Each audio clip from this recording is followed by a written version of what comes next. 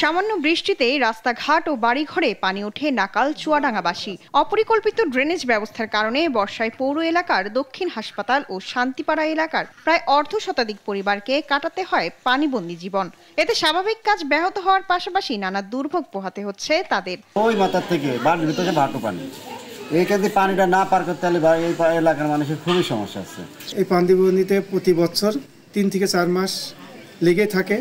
এই পানিবন্দির কারণে এখানকার অনেক ছাত্রছাত্রী আছে, তারা যে স্কুলে যেতে পারছে না। এখানকার রাস্তাঘাট সহ ড্রেন কালভার্ট সবকিছুই ভোগান্তির অন্যতম কারণ। কয়েক জায়গায় উন্নয়ন কাজ শুরু হলেও দীর্ঘ প্রক্রিয়ায় বাড়ছে ভোগান্তি।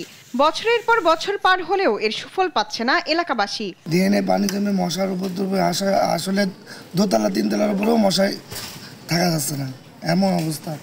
আসলে পৌরসভার অবস্থা খুবই খারাপ। রাস্তাঘাটগুলো যে দুরবস্থা, এখানে রাত হলে বৃষ্টির পানি জমে থাকে, গাড়ি ঘোড়া চলাচল করতে পারে না। পৌরবাসী বলছেন প্রতি বছর বাড়ে শুধু করের বোঝা, তবে সে তুলনায় হচ্ছে না উন্নয়ন। এছাড়া জনপ্রতিনিধি না থাকায় বাড়ছে সংকট। ভ্যাট ট্যাক্স সবই দেওয়া হয়, কিন্তু এই অবস্থা চলা যায়। ব্যর্থতার দায় স্বীকার করে পৌর কর্তৃপক্ষ জানায় দুর্ভোগ কমাতে প্রকল্পের কাজ শুরু হয়েছে। এসব কাজ শেষ হলে ভোগান্তি অনেকটা কমে আসবে। আমরা এই জলাবদ্ধতা দূর করার জন্য কাজ শুরু করেছি। ইতিমধ্যেই আপনারা জেনেছেন যে আমরা প্রায় 4 কোটি টাকা টেন্ডার করেছিলাম, প্রায় 80% কাজ সম্পন্ন করেছি।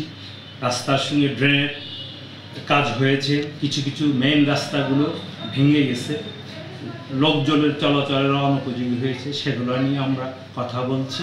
দুর্ভোগ কমাতে নামমাত্র প্রকল্প নয়, দ্রুত সমস্যা সমাধান করবে প্রশাসন, এমনটাই প্রত্যাশা পৌরবাসীর। শায়লা খান, নিউজ ডেস্ক, দেশ টিভি।